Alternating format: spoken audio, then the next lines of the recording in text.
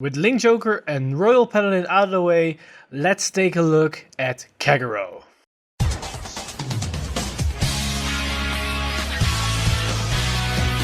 Stand up! Vanguard! Hey Cardfighters, welcome back to another set review of Light of Salvation, Logic of Destruction. In this episode we're gonna talk about the Kagero cards. And Kagero was in some dire need of some good support cards as they were starting to fall behind in the current meta and they were basically only clinging on. And the main focus of this set was all about Overlord. But although it was mainly focused around Overlord the Great, we also got some generic support that can be tagged into something like a waterfall centric deck. So without further ado, let's take a look at all these new cards and see what they can do, as there are not really that much to talk about, but still some interesting things to point out. So we're going to start it off with this great one that is Calamity Tower Wyvern, and its skill is act on the rearguard circle, soul bliss 1, and retire this unit. And one of your Vanguards gets power plus 15k until the end of turn. So what's important about this card is that it states that the power is until the end of turn. So two things come to mind. It's a very powerful card that can support Waterfall, as when you go into Waterfall turn, basically your second right, so you have two force markers on that thing. So it's a 33 with skills 43, but if you have one of these guys, it's then suddenly 58. And if you have another one that is another 15k, you can stack that up and suddenly your not so threatening first Waterfall attack can suddenly be impossible to guard even for something like Angel Feathers and Oracle Think Tank. So this card can make the Waterfall engine even more degenerate than it already is. So that's a big yikes. But there is another application for this card, and that's the fact that its power lasts until the end of turn. So if we have a restanding Vanguard, both those attacks will get benefit from its power. So something like the original Dragonic Overlord can get benefit from it, but also the new grade that we're going to talk about later in this video, and with the new end that was revealed not long ago that can also restand a couple of times. So that means that this card's value goes up the more attacks you get with your Vanguard. But overall I'm rating it only 3 stars, and the reason for that is that it costs a Soul Blast, and Soul is very hard to come by for Kagero, and it retires itself, so we're going to minus on the field for the power, and it's on the 7k body. The fact that it retires itself and 7k body makes it a little bit less of an issue, but still the fact that it is a 7k and it retires yourself and it costs a Soul Blast makes it not that ideal in some scenarios. The next up, we've got another great one, and that is Dragonic Waleed, and it skills auto rearguard circle when placed. If your opponent has 3 or less rearguards, all of your units in the same column as this unit gets power plus 3k until the end of turn. So basically it itself becomes an 11k and it gives another 3k to the unit in front of it. I already talked about in a previous video that you can combine it with Neoflame to make it a 13k, so it hits a magic number, and that it restands makes it pretty good. But overall, it's not really that good of a card, as it's just put onto the field, give a little bit of power, it's only 6k in total, and that's about it. But your opponent also needs to have less amount of rear guards, so you probably need to waste some resources to get them to that mark. But we also got a similar card that I believe is from the trial deck, that is Dragonic Gojo, that can also give 3k power to the unit in front of it, if I remember correctly, but that card doesn't work on place, that can just, it keeps generating power. And even that card isn't that really great, so I'm only gonna give it 1 star, as it's just a generic, give a little bit of power and not even that much, and the condition is a little bit awkward in some scenarios. Then next up we've got another great one that can retire itself, and that is Demonic Dragon Mage Kimnara, and its skills act on rearguard circle, cost, counter plus 1, and retire this unit. Choose 3 of your opponent's rearguards and retire all of your opponent's rearguards other than those units. So if your opponent has a full field in a force or protect matchup, you're choosing 3 and you're retiring 2. For a counter plus 1 and retiring this unit and you retire 2 is a pretty good deal. And it's also an 8k body, so that's a nice body to have.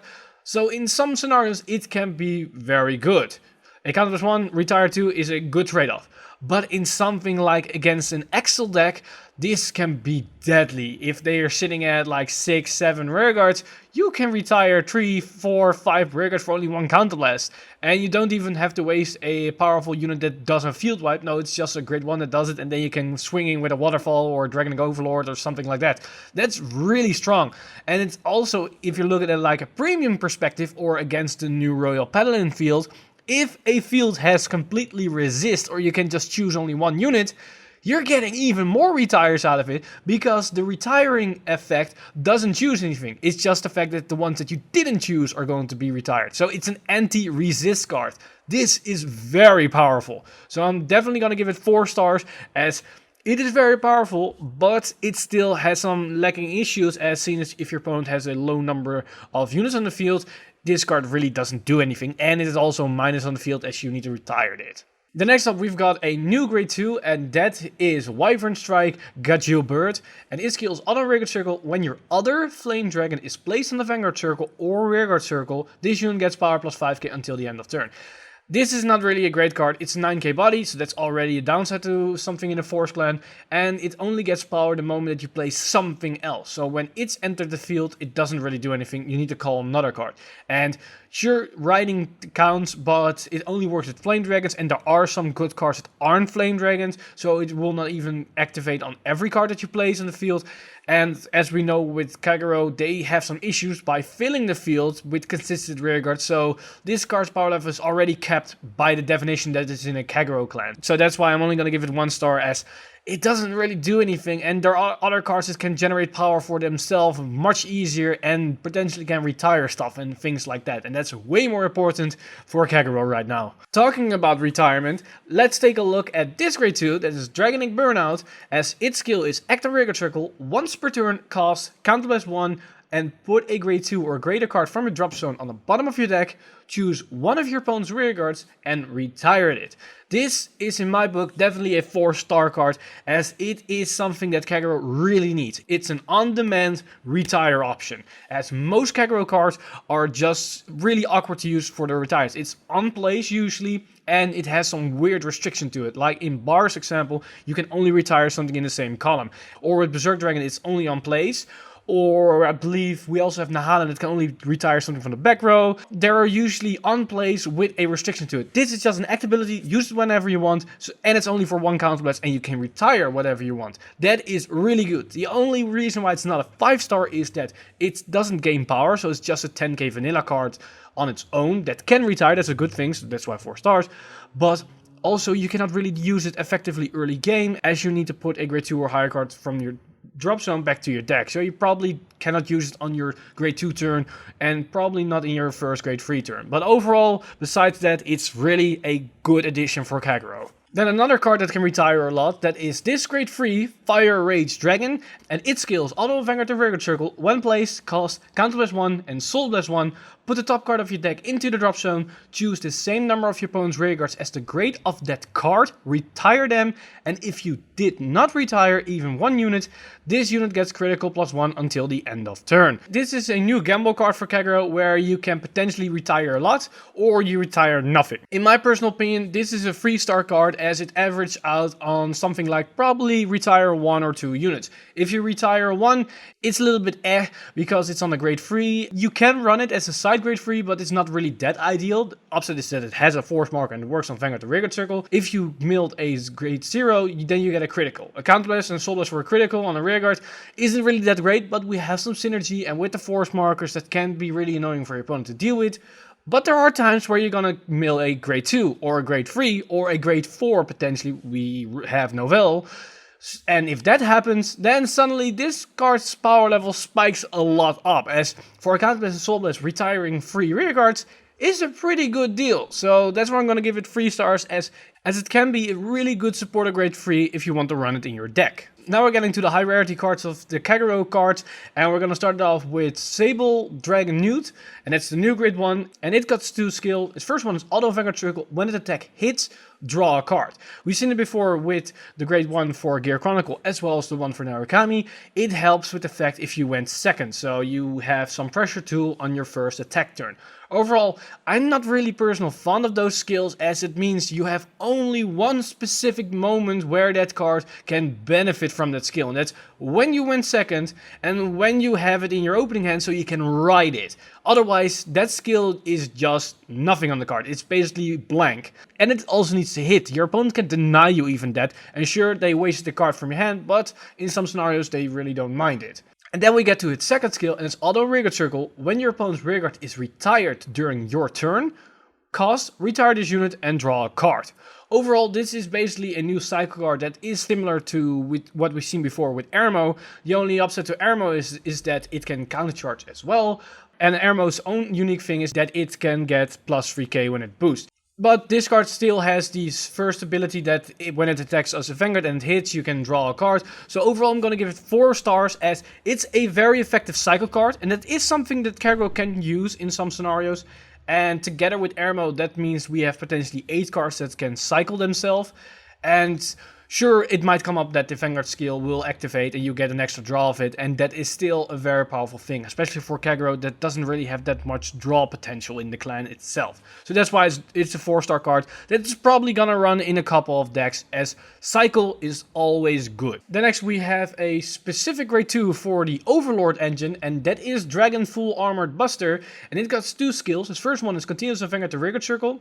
If your opponent has no rearguards, this unit gets power plus 3k. So it can be a 13k attacker, and that's a good number because it hits anything besides grade 4s. And the second skill is Auto Vanguard to rearguard circle. When placed, costs Soul Blast 2, choose one of your opponent's rearguards, retire it, look at the 7 cards from the top of your deck, reveal up to 1 card with Overlord in its card name from among them, put it into your hand and shuffle your deck. Overall, in my opinion, this is a very powerful card as seen as it can do a lot. For 2 Soul Blast, you can retire a unit, then you can check the top 7 and fetch your specific grade 3 to hand. Currently, it's not really that powerful as seen as the only Overlords that we have is the Great and the original one. And a lot of people don't really like the original one as it's on the weaker side. The Great is powerful, but the original one isn't.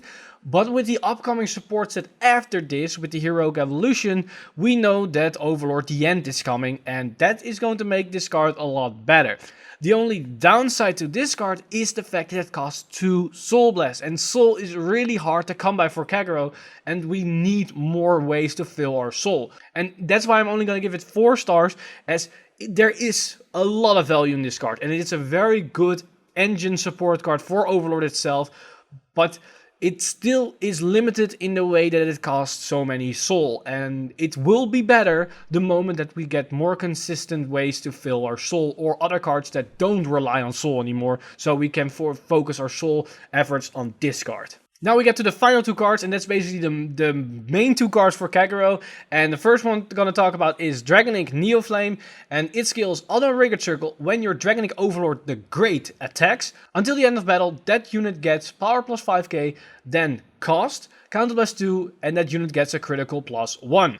So it's basically a 10k that doesn't really do anything unless you have Overlord the Great on the field. That isn't really that great. But if you look at it in combination with Overlord the Great itself, you can see that its power level is going a little bit up as it has a lot of value.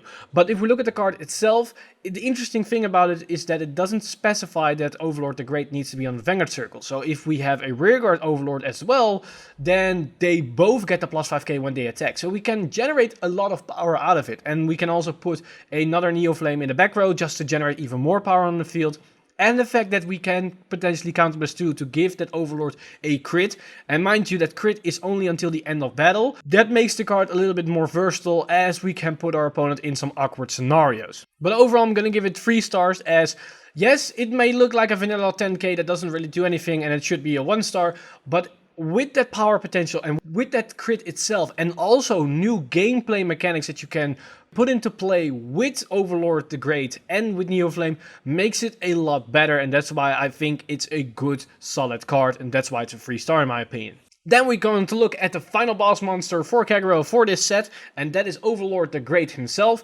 And he got 2 skills. His first one is Auto Vanguard Circle. When placed, call up to 1 Dragonic Neoflame from your drop zone to the rearguard circle. This is very strong as you now have some reoccursion onto the field in Kagero, and that is something that Kagero struggles a lot with as they are a very Vanguard-centric deck. And then its second skill is Auto Vanguard Circle. Once per turn until the end of the battle that it attacked, if a grade 3 is in your soul, cost, counter plus 1, and discard 2 cards from your hand. Stand this unit and one of your Dragonic Neoflame, and they get drive -1 until the end of turn.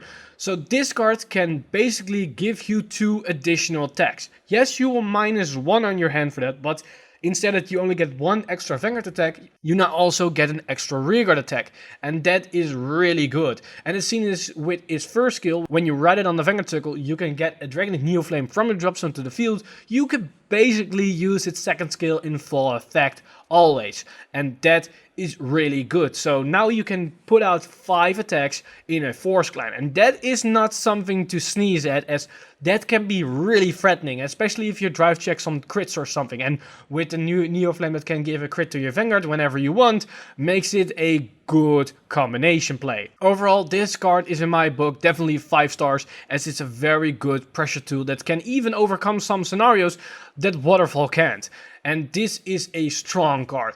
But if you want to have a more in-depth analysis of why Dragonic Overlord the Great is great in my opinion, as well as why Dragonic Neoflame isn't that bad to run as a support card in this deck, then I highly recommend you guys to check out this video where I go into more in depth about this specific topic. But overall, we didn't got a lot of new Kagero cards, but the cards that we got are some very interesting things to play around and to try to make our decks a little bit more efficient. And especially now with the new Overlord, we can even build a Overlord-centric deck. But let me know in the comments down below what you guys think of these new cards for Kagero, and if you're hyped about this specific set, or with the upcoming news for the new Kagero cards that come right after this set with Dragonic Overlord the End. So let me know in the comments down below all your thoughts about these cards, and let the discussion flowing, as I am very curious what you guys think about these new cards. As always, I want to thank my Patreon supporters over at Patreon for making this video possible. If you too want to get access to exclusive content over at Patreon, then head over to patreon.com/VanguardInsider and become a patron today. But with that said, I'm Mr. Time Leap, and I see you guys in the next one.